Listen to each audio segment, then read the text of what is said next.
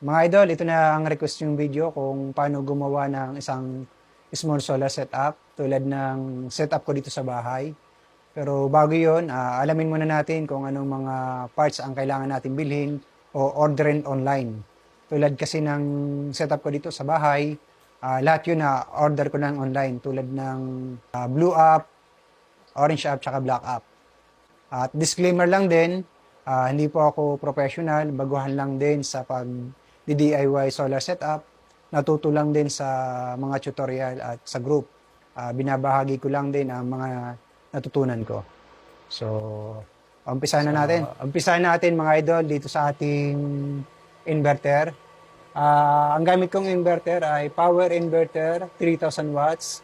Marami naman sa app, sa online, o iba-ibang inverter, kayo nang bahala kung anong gusto niyo, no? Pangalawa, ang ating battery, GNTI battery. Ito ay 12 volts and 100 Ah. And pangatlo po, yung ating solar charge controller, LEJOY, 600 watts, 40 amps. Tapos yung ating automatic transfer switch o ETS, para kung sakaling gabi na at nalobat na yung ating battery, mag-automatic switch siya sa ating Meralco. Tapos, ang ating mga breaker. Una ay 20 amps DC breaker. Pangalawa, 50 amps DC breaker. Pangatlo ay 6 amps AC breaker. Tapos, yung ating adjustable voltage and current protector. Tapos, yung ating digital meter.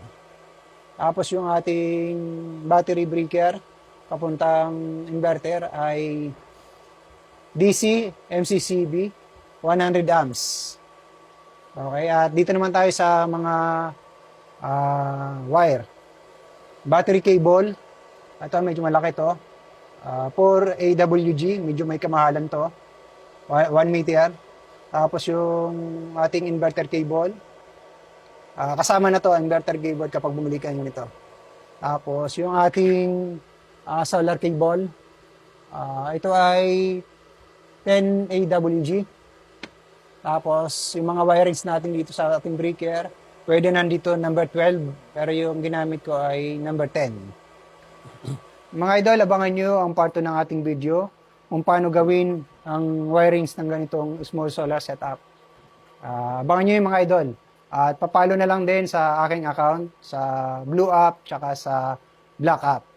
So, yun lang mga idol.